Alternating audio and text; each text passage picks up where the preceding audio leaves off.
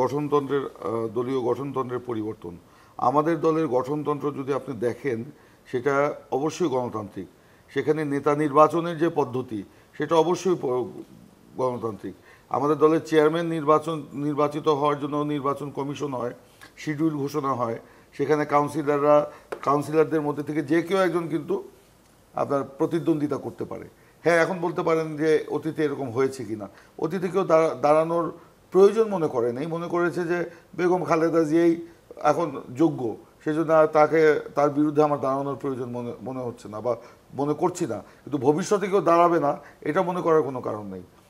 যদি কেউ দাঁড়ায়, একাধিক প্রার্থী হয়, সেখানে কাউন্সিলররা ভোট দিয়েই তো আপনার চেয়ারম্যান এবং মহাসচিব সহ অন্যদের নির্বাচিত করছেন। কিন্তু সেই সংস্কৃতি কি উৎসাহিত করা হবে? অবশ্যই।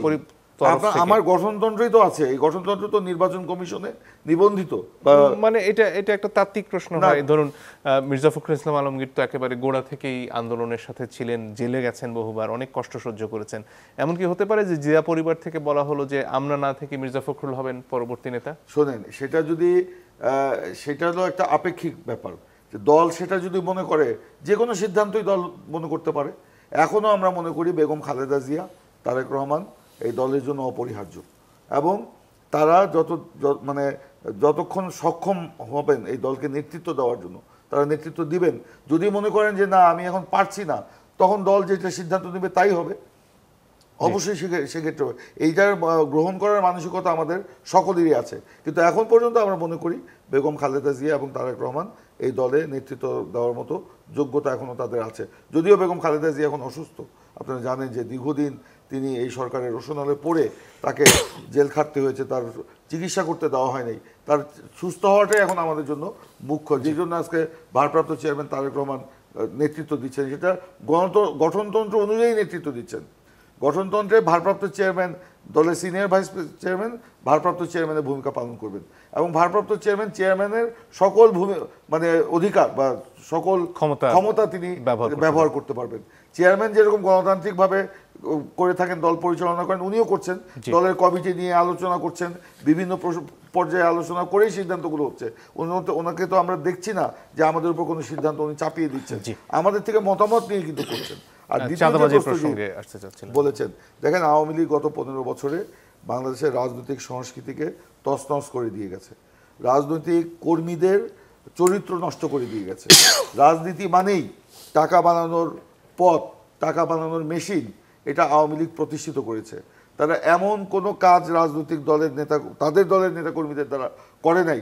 চাঁদাবাজি, দখলবাজি, আপনারা যে কি বলে এটার নাম, জুয়া খেলা, তারপরে আপনার আরও বিভিন্ন দুর্নীতি, লুটপাট, সমস্ত কিছু করেছে। তো এগুলো করে স্বাভাবিকভাবে 15টা বছর তারা একচ্ছত্রভাবে এগুলো করে গেছে। করে কিছুটা তো আমাদের কিছু লোকের মধ্যে এটা সংক্রমিত হয়েছে, আমরা অস্বীকার করি না। আমাদের 5ই আগস্টের পর থেকে, আগে তো আমরা বলেছি 5ই আগস্টের পর থেকে আপনারা দেখেছেন আমাদের দলের ভারপ্রাপ্ত চেয়ারম্যান তারেক রহমান, মহাসচিব মির্জা ফখরুল ইসলাম আলমগীর এবং আমরাও বিভিন্ন জায়গায় আমরা যাচ্ছি, কথা বলছি, আমরা এগুলো থামানোর চেষ্টা করছি। যারা এই আমাদের কন্ট্রোলের বাইরে চলে যাচ্ছে, এটা গুটি কয়েক লোক। এখানে শহীদ ভাই যেটা বললেন যে বিভিন্ন জায়গায় শোনা যাচ্ছে, সব ঘটনা আবার কিন্তু বাস্তবসম্মত না। একটু আগে আপনি বললেন যে ছাত্রদলের নামে চাঁদাবাজি করতে গিয়ে ছাত্রলীগের কর্মী ধরা পড়ছে। তো এটা তো অন্যরা অপরাধ করে তার দায় কিন্তু বিএনপির উপর চাপানোর চেষ্টা করছে। আর যারা যে বরগুনায় বললেন চাঁদাবাজি করতে, তাদেরকে গ্রেপ্তার করা হয়েছে না।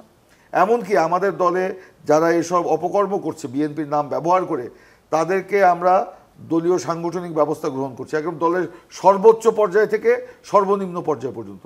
ইতিমধ্যে এটা নিশ্চয়ই আপনাদের ফৌজদারি ব্যবস্থাকে নিচ্ছেন আপনারা? অবশ্যই। গতকালকে আমি দলের সিদ্ধান্তে ভালুকা থানায় একটি মামলা করে এসেছি, যার বিরুদ্ধে অভিযোগগুলো ছিল।